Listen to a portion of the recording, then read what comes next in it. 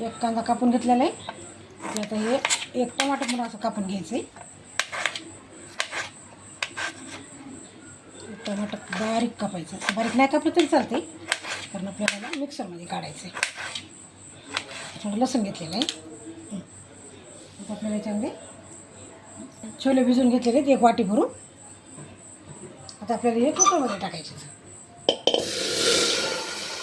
कुकरमध्ये टाकून गॅस लावून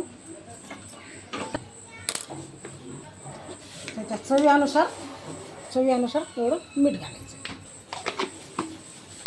मीठ घातल्यानंतर आपल्याला त्यात अर्धी वाटी पाणी टाकायचं आहे. त्याला मग नंतर त्याच्यामध्ये थोडीशी 1 चमचा हळद टाकायची.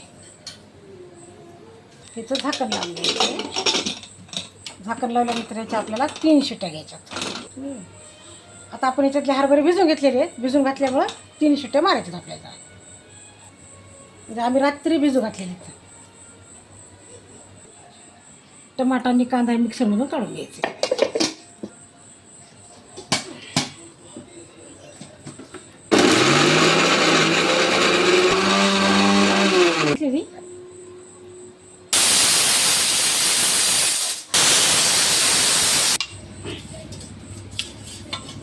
त्याच्यात 2 चमचे तेल टाकूया.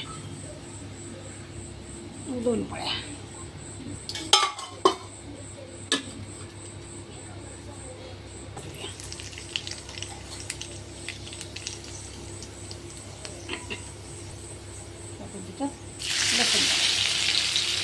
लसूण टाकला ना, कांद्याची आणि टमाट्याची गिरवी केली. आता आपल्याला छान असं परतून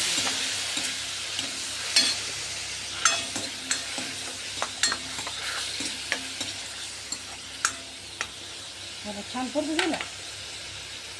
आपण दोन्ही मसाले मला टाकले.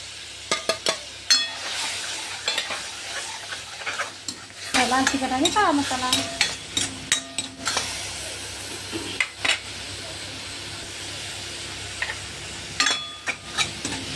त्याला थोडीशी कोथिंबीर टाकून द्यायची.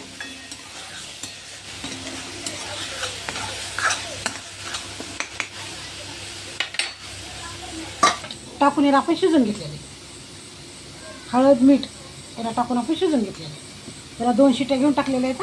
आता आपण 1 पळी बाहेर घेऊ का आणि याच्यामध्ये मिक्सर करूया. थोडं आपण याला कुटून टाकूया.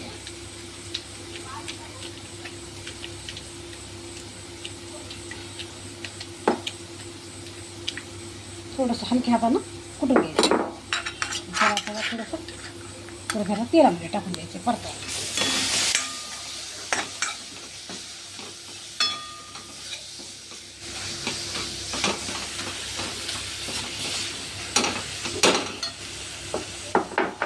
तर आपण आज झालं ना, मग आपण आता त्याच्यामध्ये छोले टाकून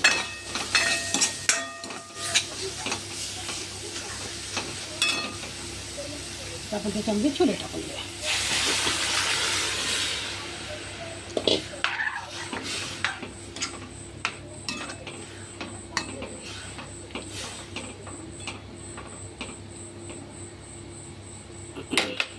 त्याच्यानंतर कोथिंबीर टाकून देऊ.